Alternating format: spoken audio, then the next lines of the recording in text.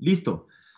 Ahora vamos a revisar una introducción a estas plataformas microcontroladas Arduino. Será una sesión enfocada a una idea de taller más que algo informativo. Aprenderemos haciendo, ese es el propósito. Por lo que definitivamente sí haremos una introducción a lo que es un microcontrolador de manera muy sencilla, viendo detalles mínimos. Y luego pasaremos directamente a la programación del microcontrolador en una plataforma muy interesante, que es el Tinkercad Circuits de la empresa que tiene los derechos de AutoCAD, de otras plataformas de tipo CAD, todo esto dentro de la licencia, de una licencia libre con el correo estudiantil del TEC. Muy bien, haremos varios ejemplos y dejaremos o encargaremos una tarea luego de hacer la actividad en clases en caso de que no la terminen durante la sesión.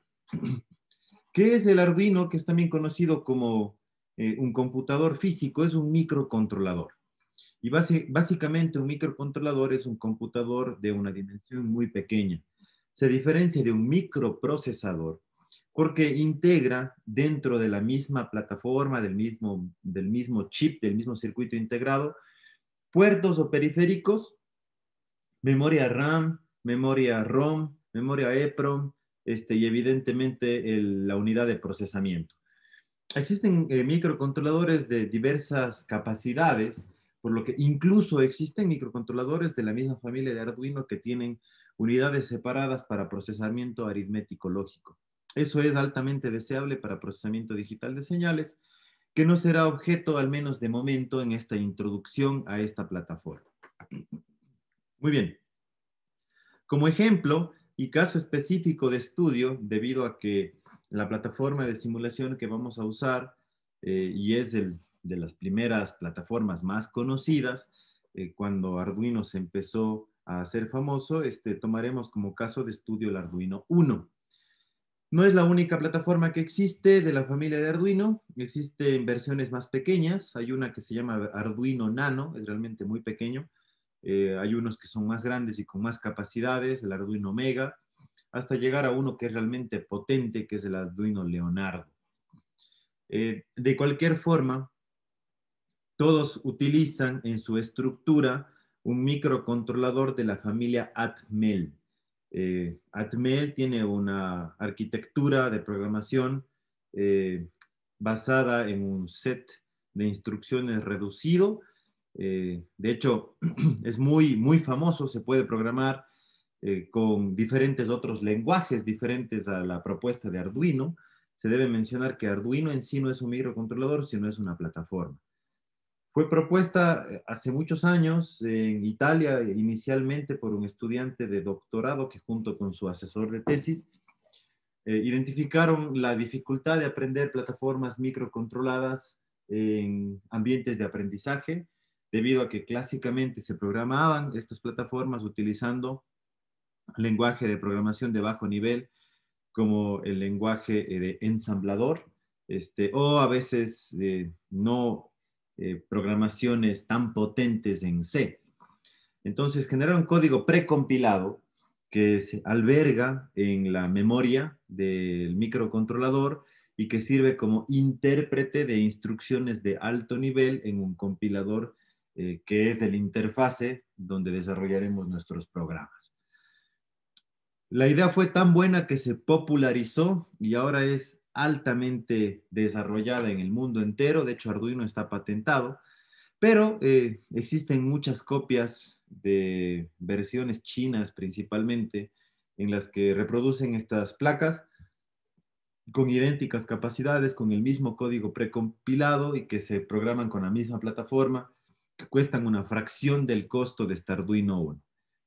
Ok, dentro de la estructura del microcontrolador, permítanme indicarles algunos detalles de esta tarjeta.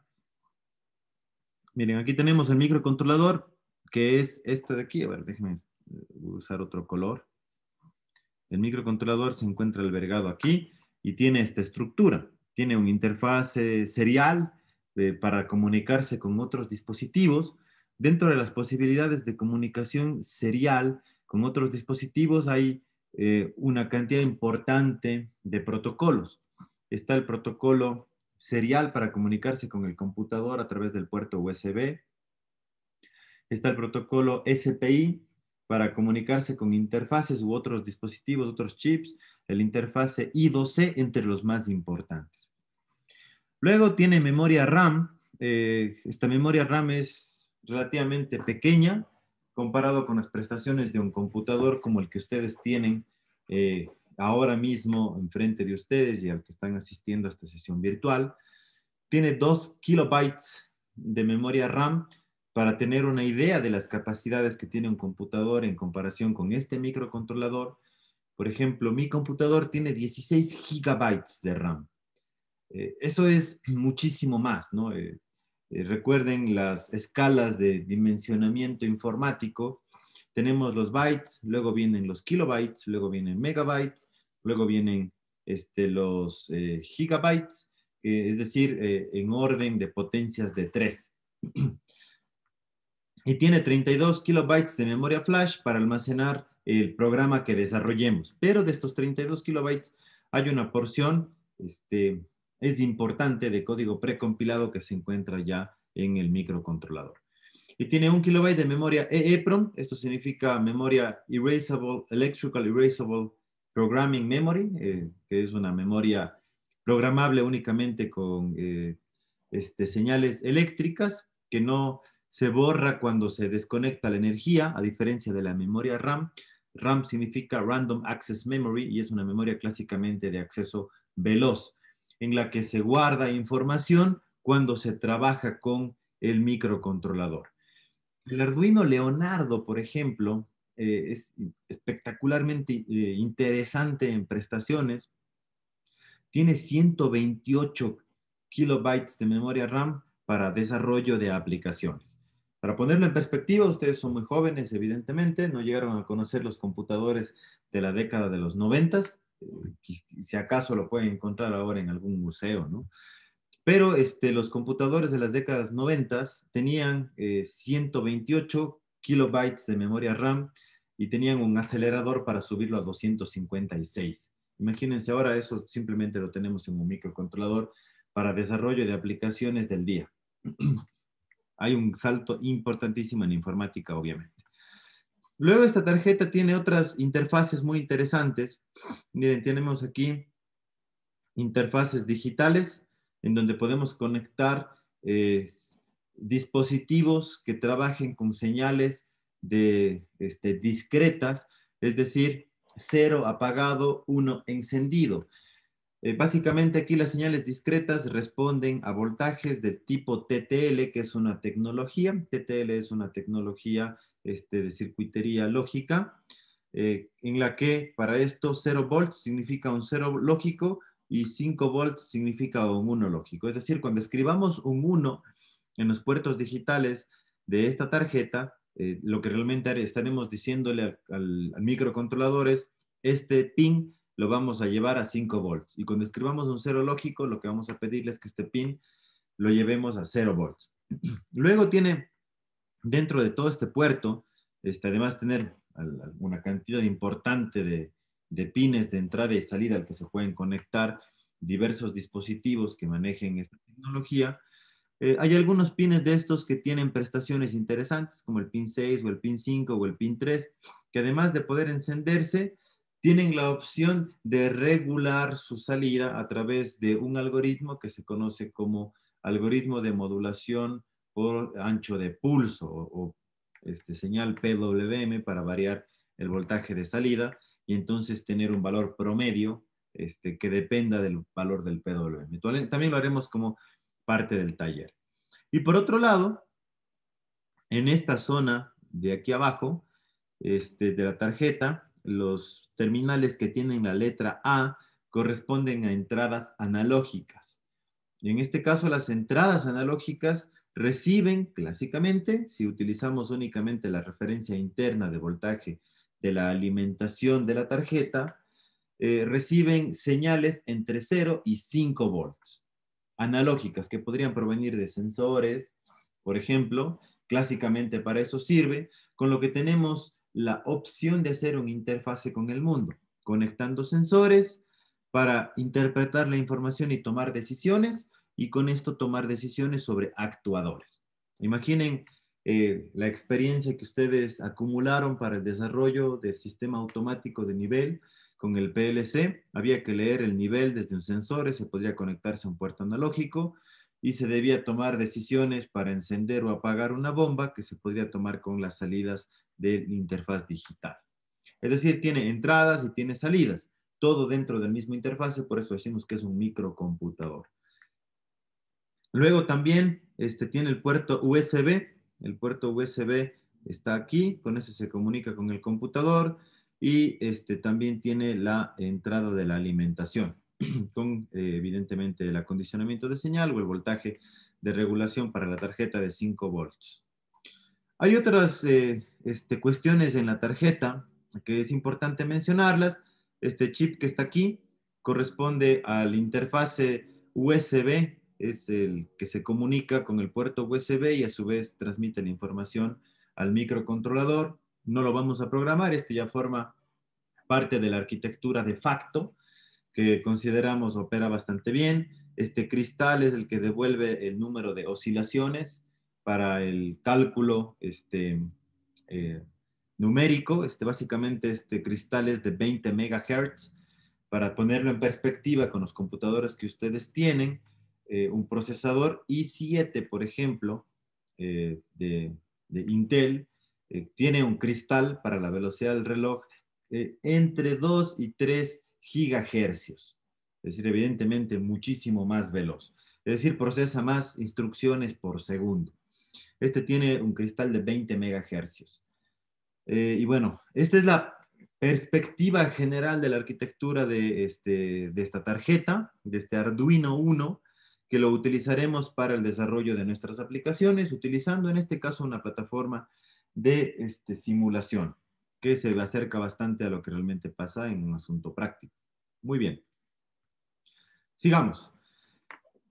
Para programar el Arduino, ya entendida el componente de hardware, se tienen algunas opciones, pero si vamos a trabajar directamente con la tarjeta de Arduino, con el hardware de Arduino y las diferentes opciones que existen, el Arduino Nano, el Arduino Uno, el Mega, el Leonardo, etcétera, hay que descargar la plataforma de programación de Arduino, que es el Arduino IDE, ¿no?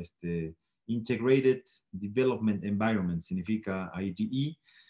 Esto lo descargamos directamente de la página de Arduino, es libre, de costo, es clásicamente Arduino tiene como idea promover el desarrollo de software y hardware libre, así le llaman, y lo que obtenemos es un compilador, es decir, un interpretador.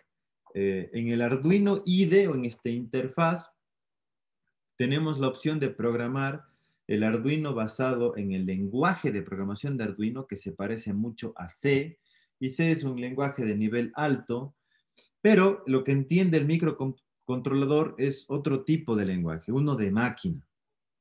No nos interesa aprender ese lenguaje de máquina, por lo que el compilador se encarga de traducir las instrucciones de alto nivel que nosotros codificaremos y pasarla al lenguaje o a código compilado para que a su vez lo suba a un bootloader, o este es el código precompilado de la memoria de Arduino para activar la arquitectura completa.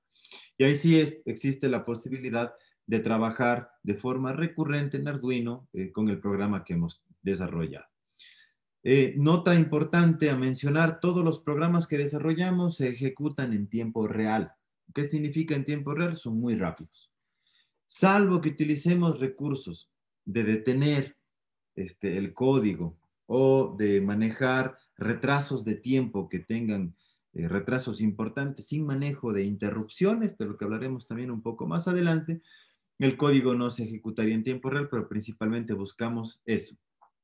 Este es el ambiente del Arduino IDE, simplemente es un interfase en donde codificamos de acuerdo a el lenguaje de programación de Arduino, y luego de eso compilamos el código y lo descargamos.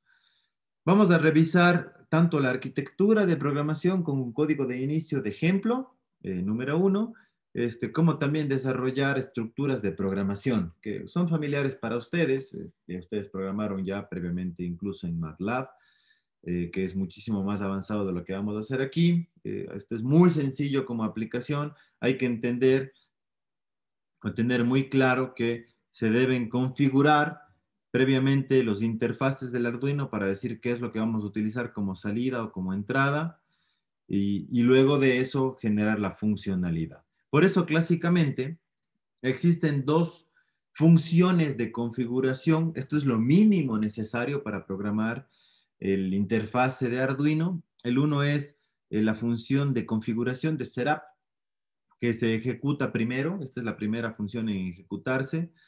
Y aquí, esto que se ejecuta una sola vez, declaramos clásicamente la configuración del hardware o de los puertos, entre otras cosas.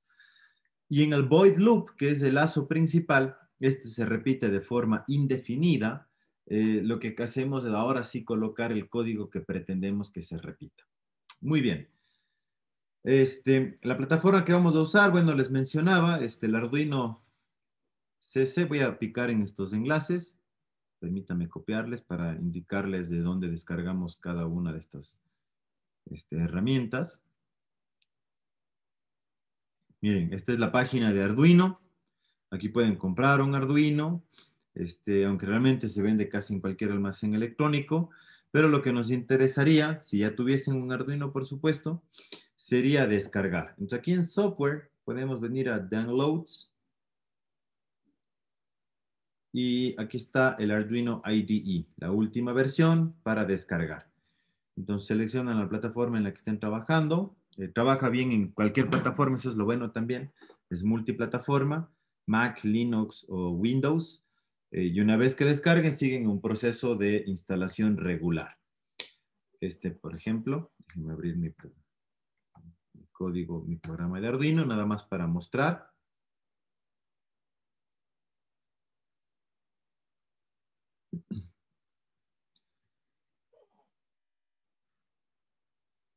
Muy bien, aquí está. Incluso se me abrió un programa que previamente tenía codificado. Pero la primera vez que lo abren, bueno, clásicamente va a abrir con esto, ¿no? Con las dos funciones vacías, dándoles un indicio de cómo empezar una configuración. El Voice Setup, como les mencionaba, es donde ejecutamos la configuración clásicamente de los puertos o algún asunto previo. Y el Byte Loop, donde configuramos lo que pretendemos se repita de forma indefinida. Muy bien. No vamos a usar esta plataforma el día de hoy, porque utilizaremos una simulación. Entonces, para eso vamos a ir a esta dirección, Tinkercad Circuits.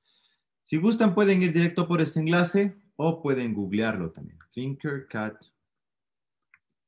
Circuits. Muy bien, entonces aquí está el Tinkercad Circuits. Pueden entrar por Tinkercad o Tinkercad Circuits de la búsqueda de Google. Y una vez que ingresan, lo que hay que hacer es decir, bueno, quiero hacer algún, en mi caso, a ver, permítame hacer todo desde cero. Voy a abrir un nuevo navegador que no tenga un login para indicarles todo el detalle de creación de una cuenta. Incluso, ahí está, Tinkercad Circuits. Entonces aquí habría que ponerle Join Now. Y pueden tener estudiantes, educadores, en este caso, por ejemplo, si le ponen cualquier opción, la verdad se parece mucho el interfase. Le ponen agree, pueden hacer un sign in with Google, o con correo electrónico, como gusten. Voy a hacerlo con el Google del TEC.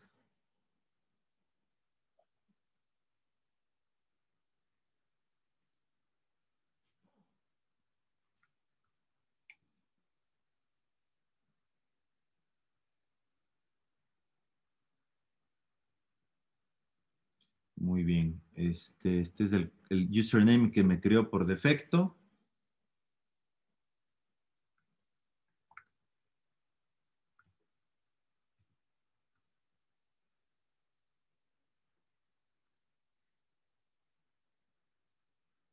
Muy bien.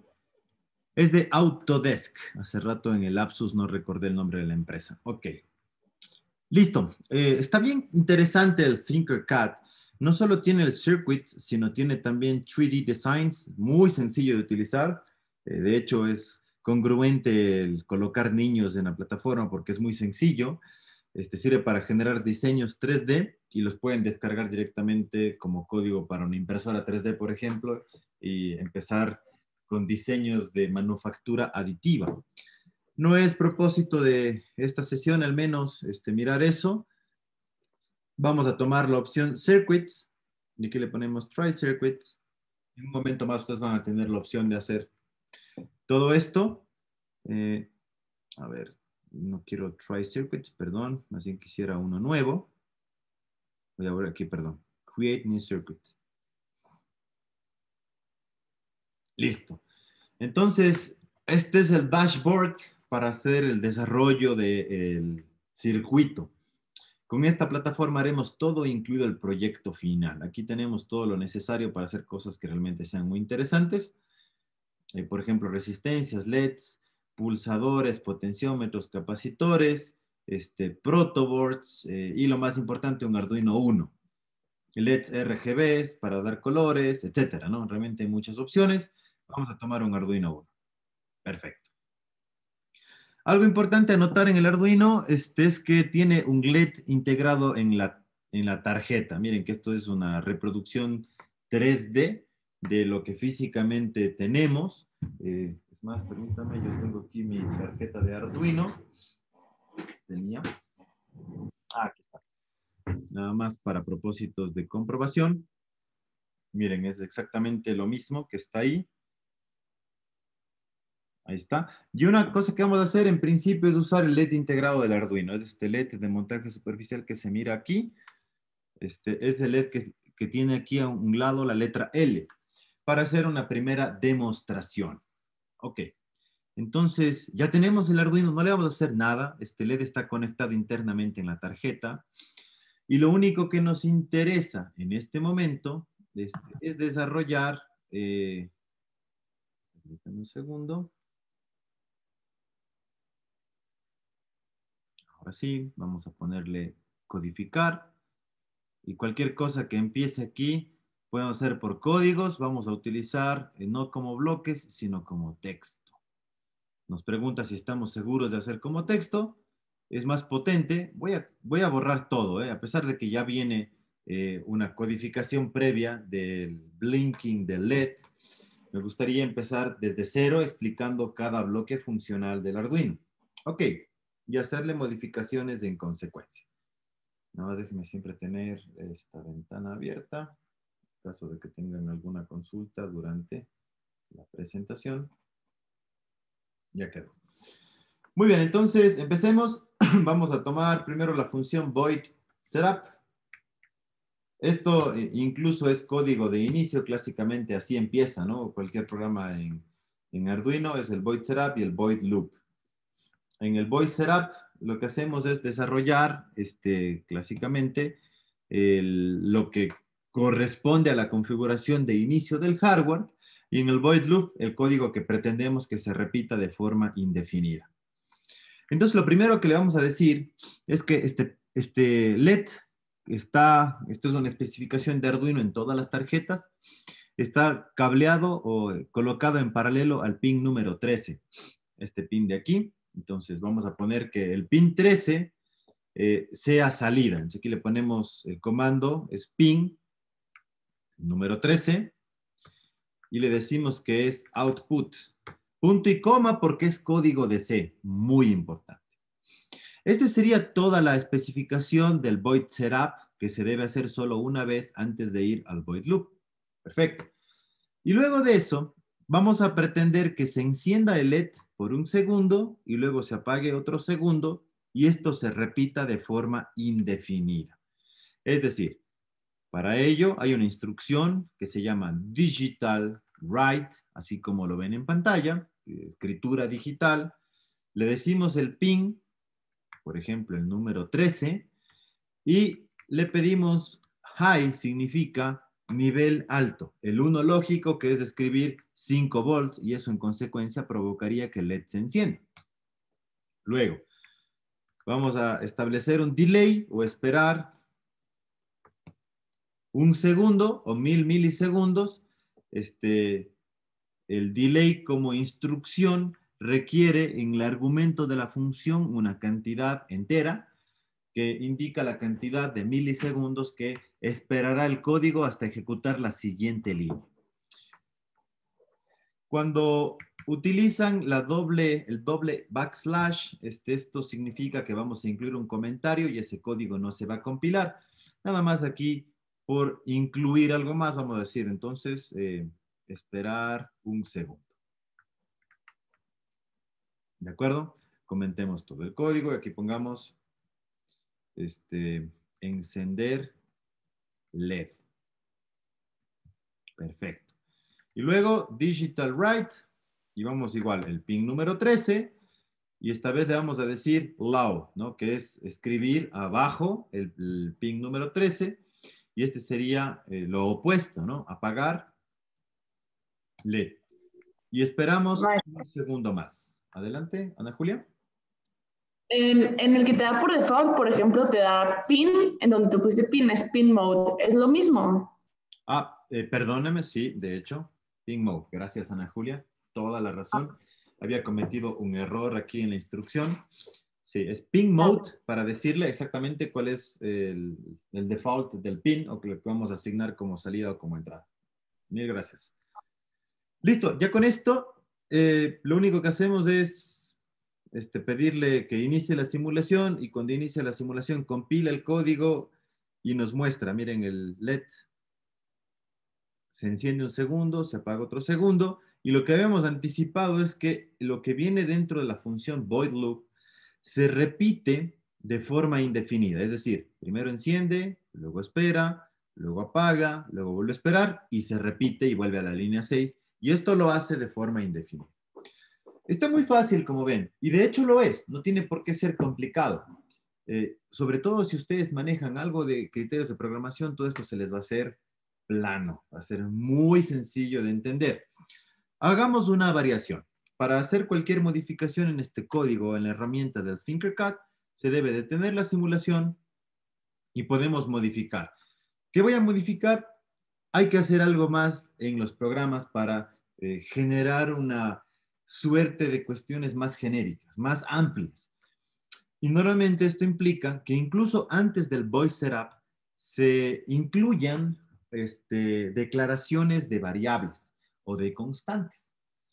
Una variable es algo que se puede utilizar dentro de las funciones, todas estas funciones que estén declaradas acá en el código. Lo bueno de manejar esta estructura y de tener una idea de programación en otras plataformas es que podemos entender de manera casi instantánea la funcionalidad de una variable local y de una variable global. Todo lo que declaremos antes del voice setup va a corresponder a variables globales. Es decir, se pueden leer y escribir en cualquier parte del código. Obviamente, si no son constantes, porque también existe esta declaración. Por ejemplo, vamos a utilizar el comando int de entero y llamar algo más natural, decir el pin de LED, por ejemplo, así se va a llamar esta variable entera, la vamos a inicializar con el número 13. Simplemente esto nos devolvería la posibilidad de, evidentemente, variar, en lugar del número 13, utilizar la variable que fue definida antes de todo este código con el número 13. Bien, vamos a inicializar la simulación y evidentemente la funcionalidad es idéntica. Pero supongan que en lugar de usar el pin número 13 utilizamos el 12. El pin número 12 no está conectado a este LED de aquí. Por eso no vemos que se esté ejecutando, ¿no? Hagamos eso. Vamos a detener ocultar un momento el código y vamos a colocar un LED en el pin número 12. Entonces, para encender un LED, hay todo un detalle de diseño para encender LEDs, se los voy a comentar brevemente, al menos para que desde la perspectiva de desarrollo que se quede claro por qué se coloca una resistencia y por qué no. Un LED significa Light Emitting Diode o un diodo de emisión de luz. Como es un semiconductor, tiene polaridad. La polaridad se define por los terminales. Normalmente el terminal más largo corresponde al pin positivo y el más corto al pin negativo. Entonces, o dicho de otra forma, tenemos ánodo y tenemos cátodo. Permítame indicarles brevemente un pequeño circuito de un LED. Un LED como simbología electrónica esta es la simbología de un LED o de un semiconductor, y cuando tiene estas dos flechitas significa que es un diodo emisor de luz. Ahora bien, el chiste de todo esto es que al LED lo polaricemos correctamente, es decir, el terminal positivo lo conectemos al terminal positivo y el negativo, que es el cátodo, al terminal negativo. Eso primero generaría algo que se llama polarización en el LED. Y cuando el diodo está polarizado, además debemos garantizar que circule una corriente. Y si logramos garantizar la circulación de esa corriente, entonces en consecuencia el LED se va a encender. Polarización más corriente, se enciende.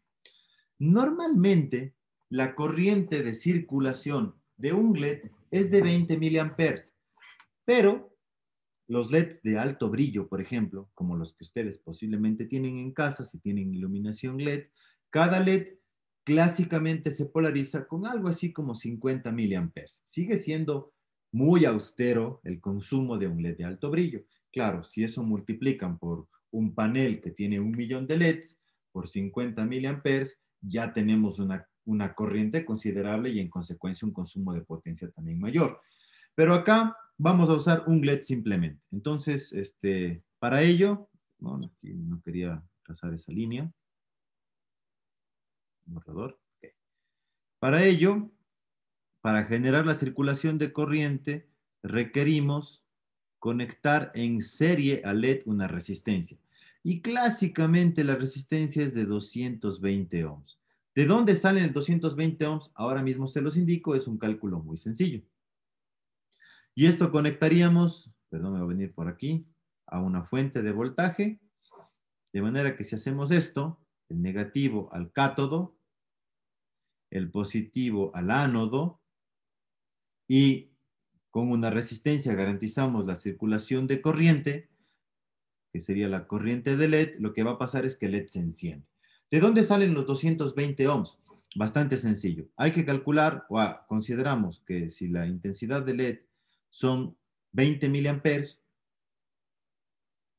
20 miliamperes, por ejemplo, el voltaje que el LED consume para polarizarse, es decir, cuando alimentamos el LED, evidentemente existe un pequeño consumo, va a ser de clásicamente 0.7 volts, entre 0.6 y 0.7 volts. Como mencionábamos, los voltajes TTL tienen un valor de 5 volts. Entonces, por ejemplo, si mandamos a uno, el pin 12 o el pin 13 o cualquier pin de aquí, nos devolvería 5 volts por la salida.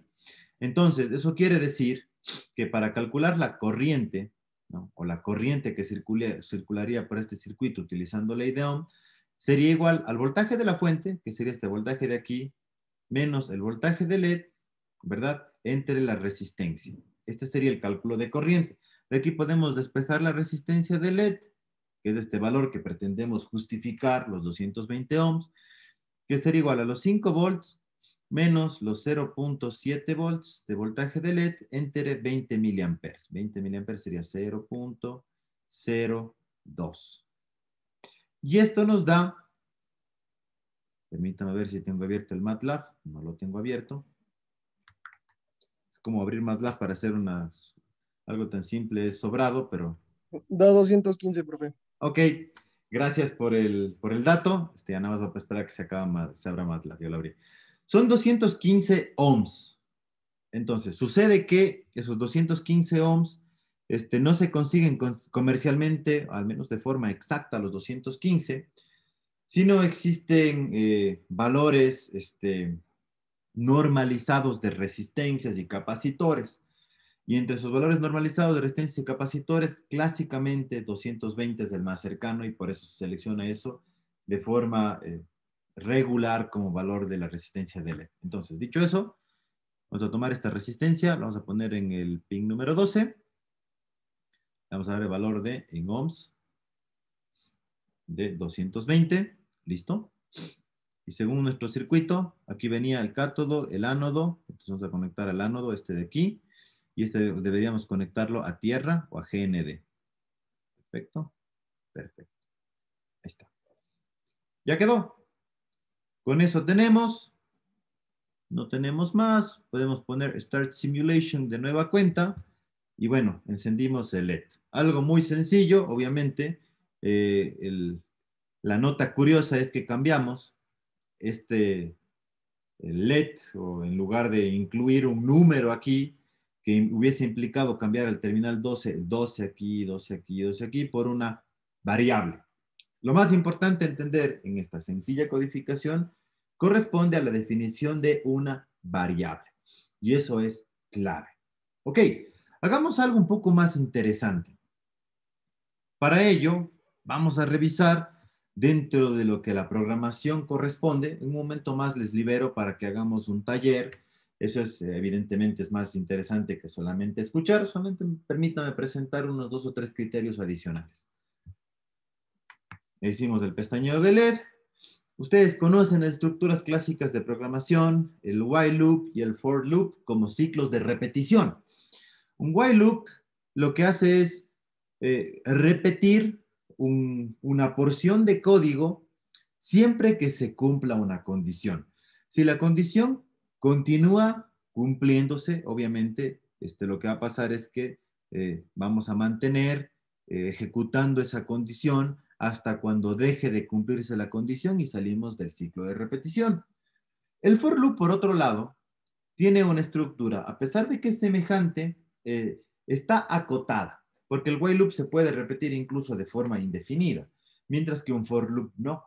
Un for loop se repite exactamente por un número específico de veces, un número entero.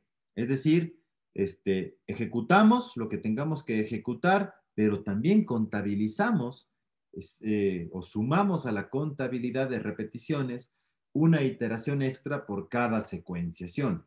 Hasta cuando cumplamos el número de veces o el número de repeticiones previamente programadas en el for loop, y cuando eso ha pasado, salimos del ciclo de repetición. Esto es muy sencillo. Lo vamos a experimentar con un par de ejemplos en un momento más. Ahora bien, estas son cuestiones muy interesantes. El if ya se conoce como secuencia de control. ¿Por qué es una secuencia de control? Porque nos permite ejecutar diferentes porciones de código en función de alguna condición.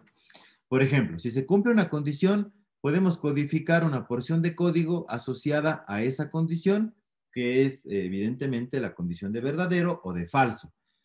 Y de esta manera tenemos opción de controlar el código en función ahora con un microcontrolador, incluso de mediciones que vengan de fuera. Esto está muy interesante y es muy potente. Hay instrucciones parecidas al if, que son las estructuras de caso, como el case, que sirven para hacer controles de secuenciación, de ejecución en el código en función de valores de variables de tipo entero. Eso la veremos en la sesión de la semana que viene. De momento, ya usamos una definición de variables. La definición de la variable LED es muy importante. Vimos que fue una definición de variable local, pero también ahora haremos una definición de variables, global fue la de LED. Ahora haremos también definiciones de variables locales a través de la generación de funciones. Entonces, bien, veamos cómo hacer una función. Para ello, supongan que esta misma porción de código la queremos automatizar en una función. Es decir, no nos interesa, al menos de momento. Vamos a poner otra vez esperar, ¿no?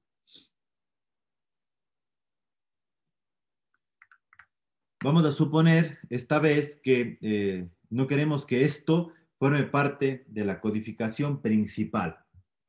Entonces, en ese caso, Voy a borrar esto de esta codificación principal. Y vamos a planificar una función. Void significa vacío, es decir, una función que no devuelve resultado. Y vamos a poner esta función que se llame blinking. ¿Por qué blinking? No más. Sin argumentos de momento y en un momento más le vamos a dar argumentos. Esto es algo muy potente en programación, en cualquier lenguaje, y bueno, de forma particular en Arduino, tener opción de hacer programación utilizando esta estructura realmente es muy bondadoso.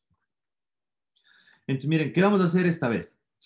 En lugar de haber incluido esta porción de código en la función principal, hemos declarado una función que se llama blinking.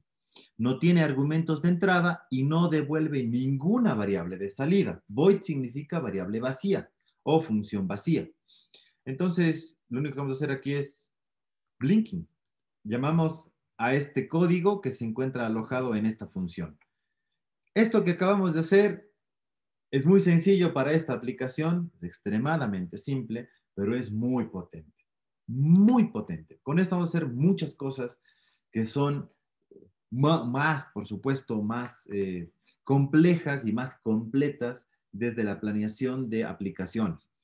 Voy a detener esta simulación y para completar esta definición que empezó con un encendido y apagado de un LED muy sencillo, sin tener variables globales ni funciones, que ahora se ve como un código un poco más elaborado, hagamos que esta función tenga argumentos de entrada.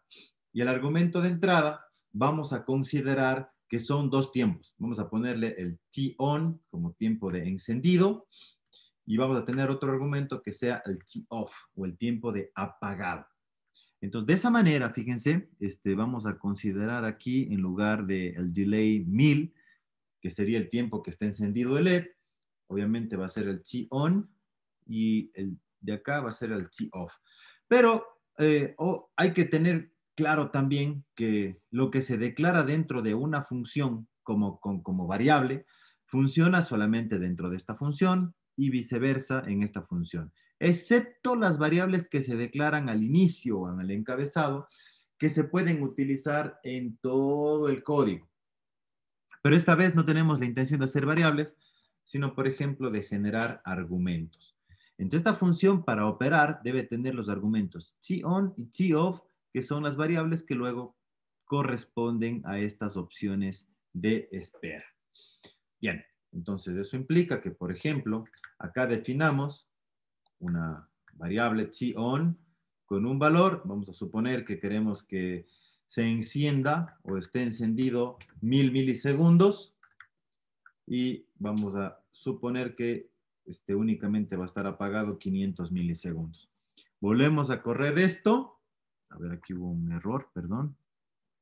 Nos equivocamos.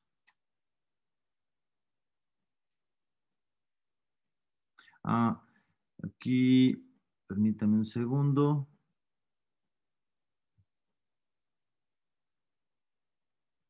Creo que puse algo mal. T-on. En este delay.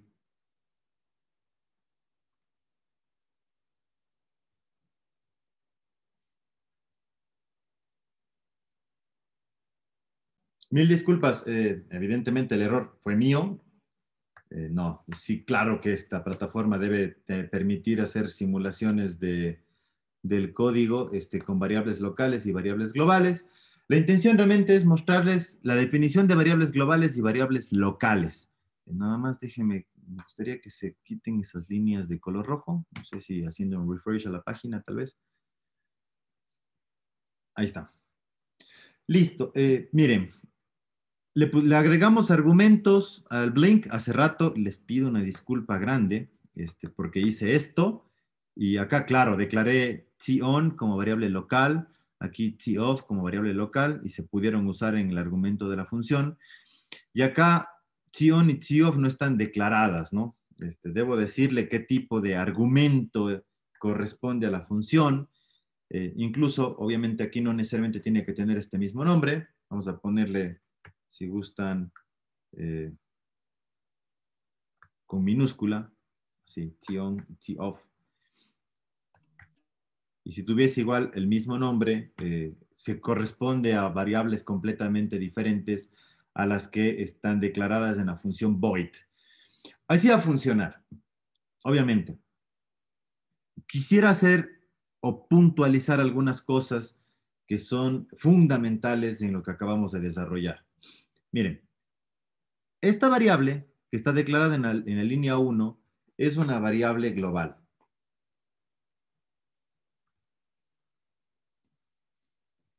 ¿De acuerdo? Es decir, esta variable, sin problema, la podríamos usar en void loop y no tendríamos que hacer nada más que usar el nombre let, ya sea para leer o escribir el valor, o se puede usar, como se puede ver acá, directamente en esta otra función. ¿De acuerdo?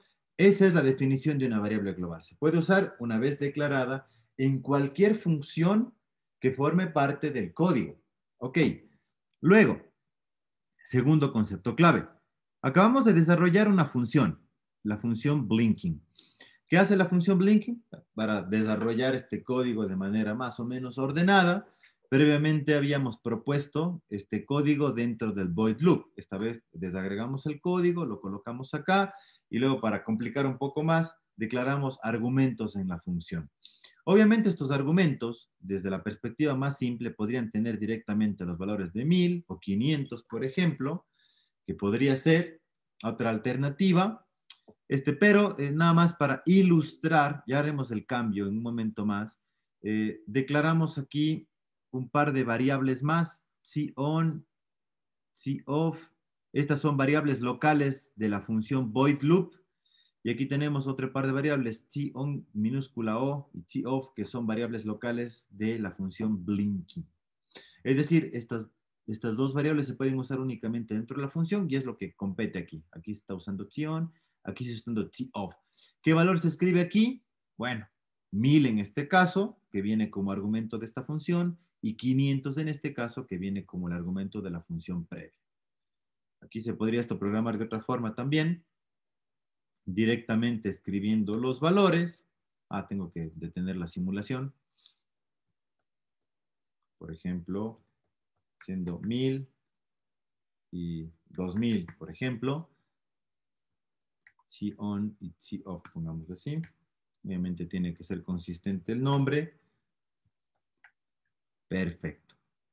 Vamos a ejecutar. Posiblemente lo nuevo, si ustedes ya conocían Arduino, lo nuevo presentado a través de este ejemplo tiene que ver con la puntualización de las variables. Muy importante. Variables de tipo local y variables de tipo global. Número 1. Número 2, en caso de que no hubiesen hecho, la opción de desarrollar funciones. Y esto es clave para hacer códigos ordenados, porque si no, incluir toda la codificación en secuencia en el void loop hace que sea realmente complejo luego dar seguimiento, por ejemplo, a desarrollos que tengan mayores funcionalidades.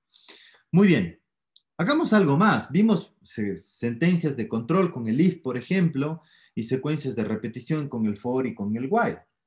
Entonces voy a detener esta simulación y ahora vamos a hacer lo siguiente. Bajo ningún concepto va a hacer un blinking esta función de aquí, salvo que presionemos un pulsador. Entonces, bueno, primero planifiquemos el... perdone. Qué curioso. Tener que repetir esto. Ahí sí. Perdón. Ahí está. Sí voy a mover. Así está. Ok. Entonces, ahora vamos a tomar un pulsador. Aquí está un push button. Y lo que haremos es que si y solo si este pulsador recibe un valor de 1 o 0, que sería presionar este botón, entonces en ese caso activamos, solo cuando esté presionado el pulsador, vamos a activar el blinking. Y si desactivamos el pulsador, el blinking no funciona. ¿De acuerdo? Entonces, conectemos este pulsador en otro terminal. Déjenme mover la resistencia. Ahí estamos, el número 13. Y aquí usemos este terminal número 0. Entonces, el terminal 1A, terminal 2A, terminal 1B, terminal 2B. Para esto, permítanme hacerles un sketch de el circuito que vamos a desarrollar. El circuito que necesitamos desarrollar es el siguiente. Aquí sería el terminal de 5 volts, un resistor. Este resistor clásicamente se llama resistencia de pull-up. Y la resistencia de pull-up clásicamente tiene un valor de 10K o algún valor grande. Y aquí viene el pulsador. Y este a tierra. Si gustan, este sería el terminal 1 y este sería el terminal 2. Para propósitos de darle un seguimiento sencillo a lo que codificaremos o implementaremos aquí arriba. Y de este terminal del 1, este sale al terminal digital 0 del Arduino. ¿De acuerdo? ¿Cómo funciona esto? Si no presionamos el pulsador, fíjense, por aquí viene 5 volts y 5 volts es lo que vería el terminal 0. 5 volts corresponde a un valor de 1. Y por otro lado, si presionamos el pulsador, en cambio, lo que estaríamos haciendo es el terminal 0 conectándolo directamente a 0. Porque recuerden que la resistencia siempre, perdón, la corriente siempre toma el valor o el camino más corto. Aquí habría un camino interrumpido por una resistencia grande, no podría tomar 5 volts y preferiría más bien el camino de 0 volts, por lo que cambiamos el estado a 0. ¿De acuerdo? Muy bien, entonces vamos a completar esto aquí. El terminal 1, según esto, va conectado aquí. Muy bien. Y del mismo terminal 1, vamos a la resistencia de 10K. Este es del otro lado del terminal 1, ¿no? Y del otro lado de la resistencia a 5 volts. 5 volts, 5 volts está aquí abajo.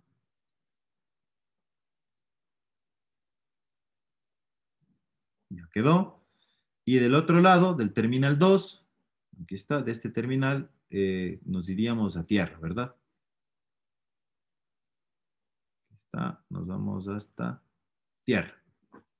Me parece que ahí está ya la arquitectura que hemos desarrollado aquí abajo.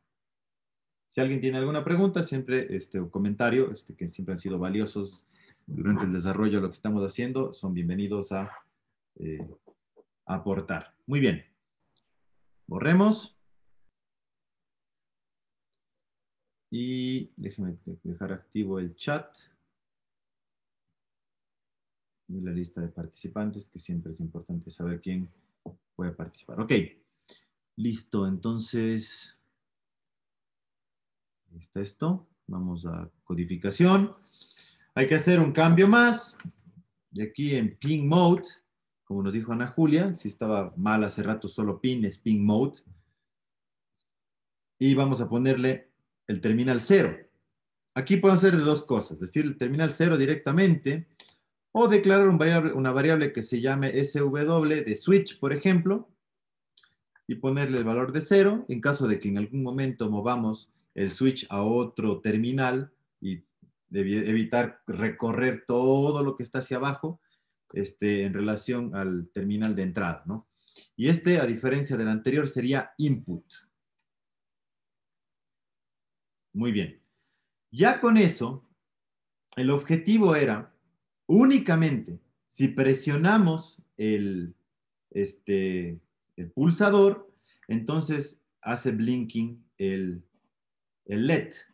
Hagamos que el LED oscile más rápido. Pongámosle 200 milisegundos y 200 milisegundos. Entonces, en ese caso sería si if es el comando, entre paréntesis del argumento de la función, y en este caso tenemos que hacer una lectura del valor del terminal. Eso se hace con Digital Input en Arduino. Previamente, Digital Read también se llama.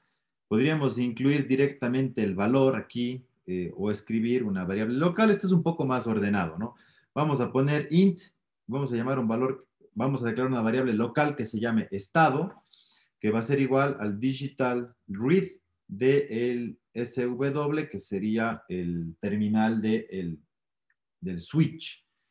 Si no estamos presionando el switch, perdón, el pulsador, el push button, entonces aquí se grabaría un valor de 1. Y si presionamos este pulsador, aquí se grabaría un valor de 0.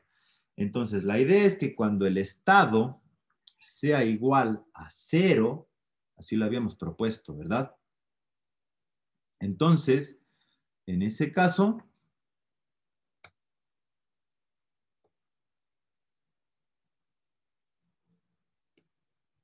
para ser consistentes con ahí está, para ser consistentes con las indentaciones, llamamos a la función blinking. Y si no es igual a 0, no va a hacer nada. Vamos a codificar esto. Ya está. No se está encendiendo. Voy a pulsar. Estoy pulsando. Creo que tenemos que cambiar el valor del LED a 13. ¿Perdón? No tenemos que cambiar el valor del LED en el int a 13. Sí. Gracias. Le movimos al...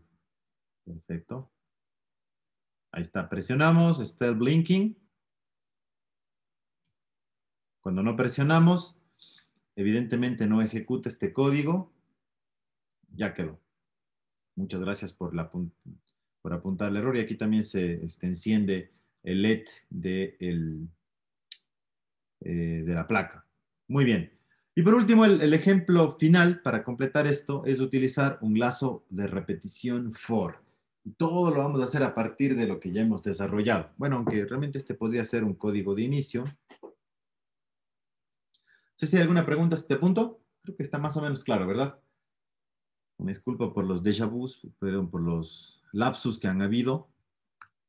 Pequeños, entiendo, pero lapsus al final del día. Vamos a hacer uno nuevo. Circuits, voy a crear un new circuit.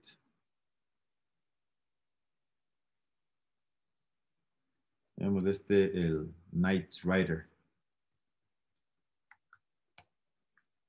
Tal vez ya es bastante viejito para ustedes el Knight Rider, el auto fantástico, pero si lo han escuchado, era famoso por las luces LED que tenía en la parte delantera ese vehículo. Entonces ahora vamos a hacer algo parecido a eso. Colocar un par de LEDs para hacer un barrido. Pongamos 7 LEDs, del 0 al 7, para hacer un barrido simplemente. Entonces,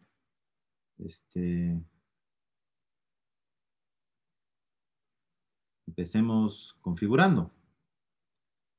Vamos a colocar resistores de 220 ohms. Uno aquí, otro acá.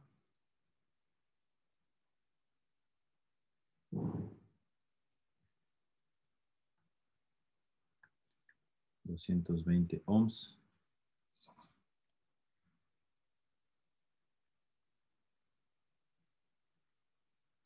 Si quiere, puede nomás copiar y pegar los resistores, profe, para que no esté arrastrando. ¿Sí? Sí, control C, control V. Vamos a ver si es cierto.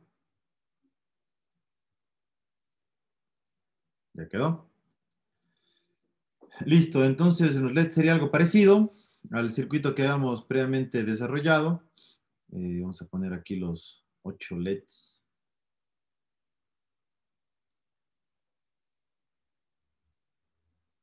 2, 3, 4, 5, 6, 7 y 8. Ok, entonces el ánodo, vamos a conectar, a ver, me gustaría alinear esto, lástima que no haya una herramienta de alineamiento.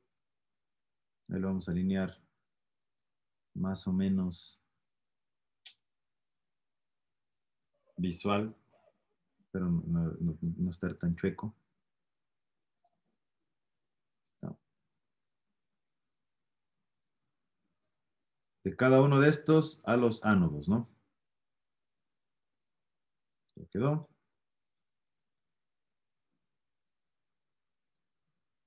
Listo.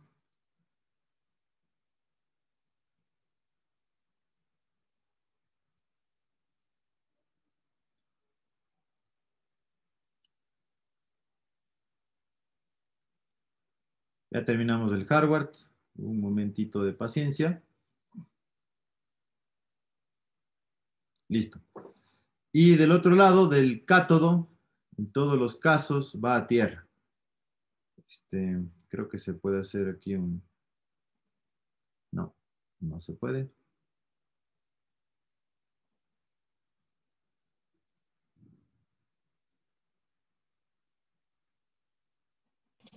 Profe, creo que sí se puede, nada más que le tiene que dar un clic desde la primera conexión para que todos se puedan conectar a ese punto. O sea, como un clic desde la primera conexión. O sea, cuando antes de darle clic a lo de tierra, como que en algún punto intermedio dar un clic como para que se cree ese nodo o ese punto y ahí ya conecta todos los cables. Bueno, quizás estoy más lento de lo... Perdón. Ya termino. Ok. Al final todos se conectaron a tierra, que era lo importante.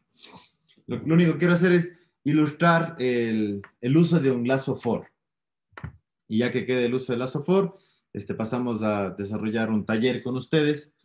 Y la idea es que se genere la cuenta y repliquen algunos de los programas que hemos hecho aquí. Y entonces sí ya dejar activa la actividad, ¿no? Vigente la actividad que les había mencionado, que quedará como tarea.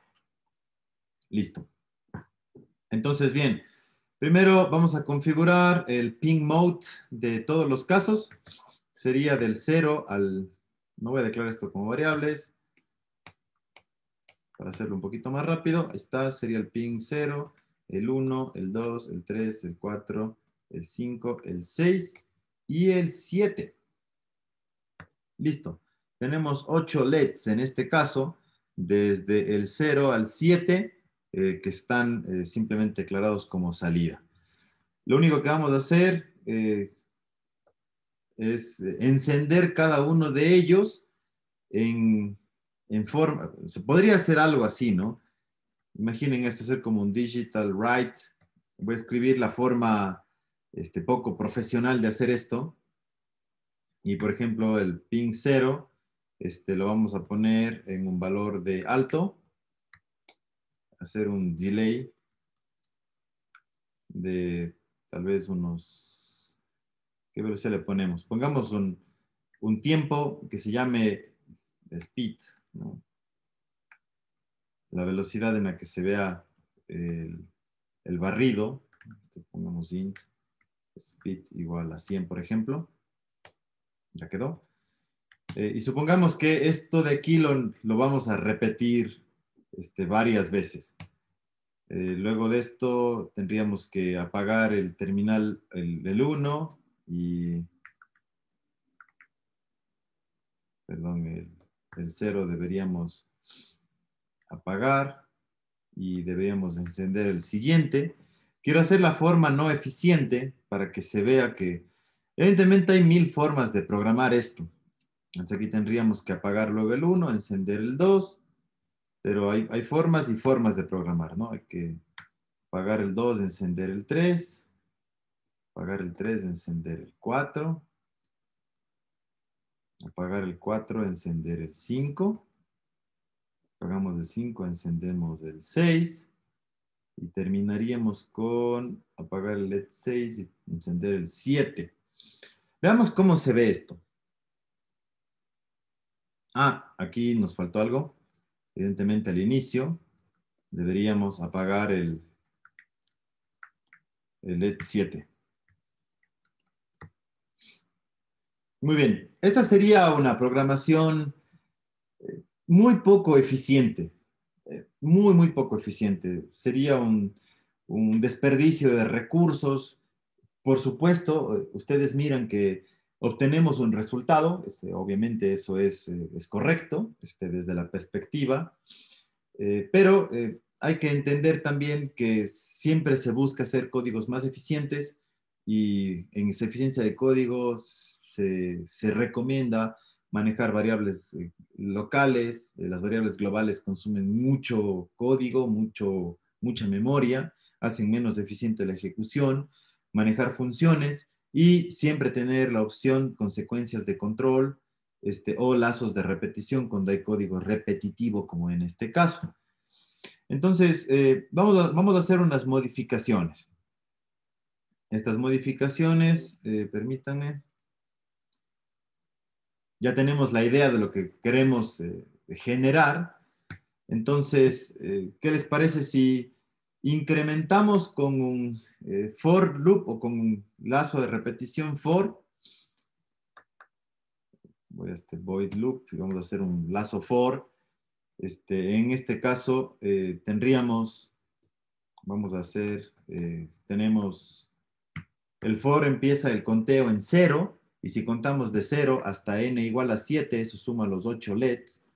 Entonces podríamos contar desde el entero, desde la variable i igual a 1 o a 0.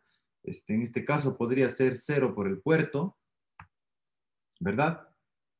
Y haríamos hasta que i sea menor o igual que n, y hacemos que i se incremente. Esta es la codificación del lazo for asociada a los argumentos del for, ¿no? Primero la variable que guarda el conteo de las repeticiones del for loop, la condición para que se detenga el lazo for, que es hasta que i sea menor o igual que n, y que en todos los casos i se incremente, ¿no? I más. Entonces, bueno, aquí tendríamos que hacer esto, el digital. Hay que hacer algunas cosas que son bien interesantes. Fíjense, decíamos el digital write hace rato y ahorita les explico lo que queremos hacer y el potencial cambio que vamos a generar para manejar otro tipo de variables, ya no enteras, sino variables binarias. Jesús, adelante. Sí, dice menor que n no siempre va a estar parado entonces, porque siempre No, i no, va a ser no. menor que n. Se ejecuta el int contando desde 0 hasta cuando i sea menor que n. Menor o igual que n. Como i empieza en 0, la primera iteración vale 0, se ejecuta y luego dice que i se incrementa 1. Ah, ok, Entonces se ok. incrementa ahí 1 y 1 es menor que n vale 7 y esto se O ejecuta. sea, esa condición es para que se siga ejecutando. Es correcto.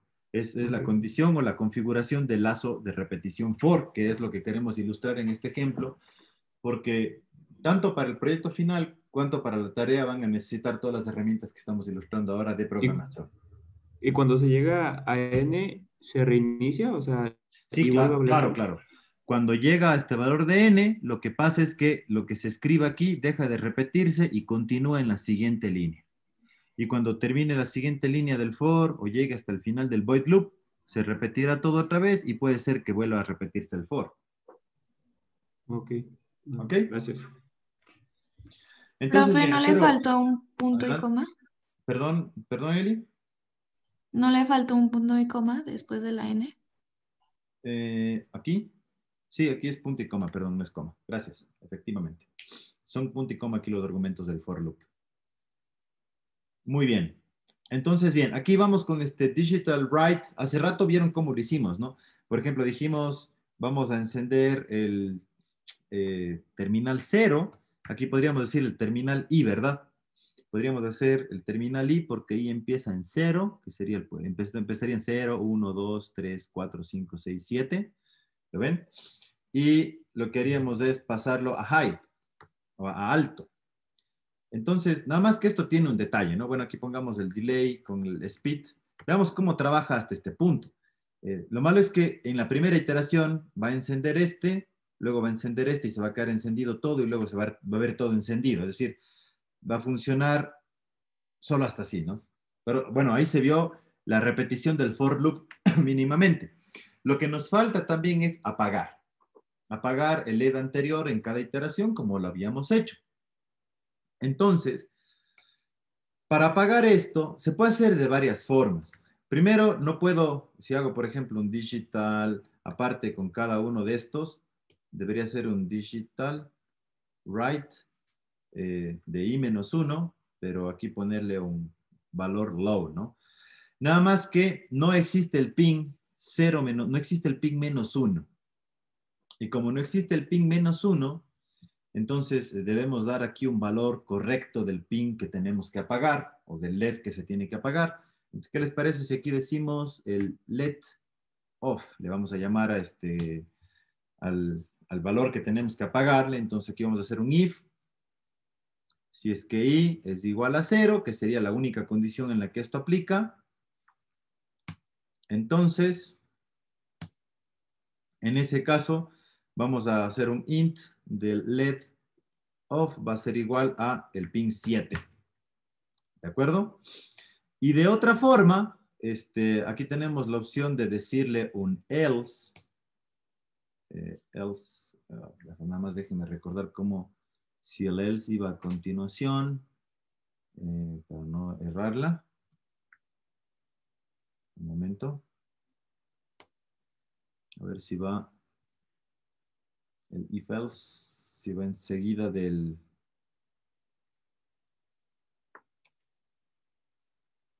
Segundo nada más. Y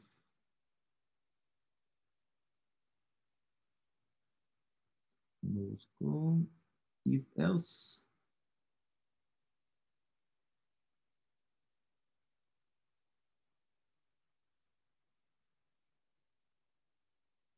Ok, aquí está. Perfecto, sí era así. Entonces aquí le ponemos if else. Muy bien. Y si no es igual a 0, entonces el let off sería igual a i-1, ¿verdad? Ok. Entonces vamos a correr este código. Ah, caray, a ver qué hicimos mal.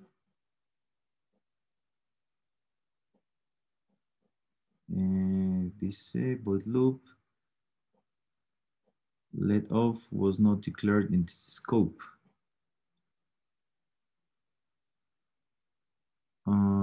Qué raro, pero debería ejecutarse este o este y ahí ya debería funcionar. Qué curioso. Entonces no incluyamos este if else así, sino en todos los casos ponemos un let off i-1. Ya quedó. Y solo cuando i sea igual a 0, hacemos una siguiente declaración que sobrescriba el valor previo de let off igual a 7.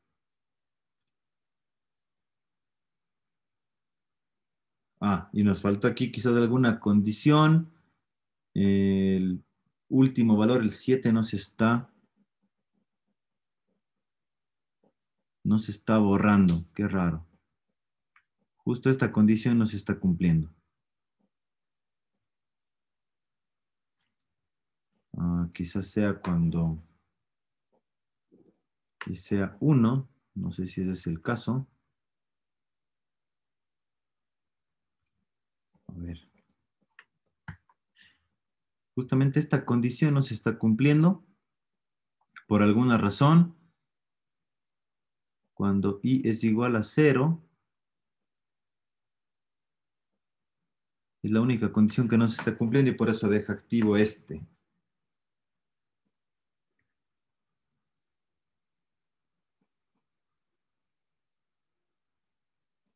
Qué curioso. Y sí se cumple el barrido de i, porque aquí empieza con i igual a 0. Y primero lo enciende.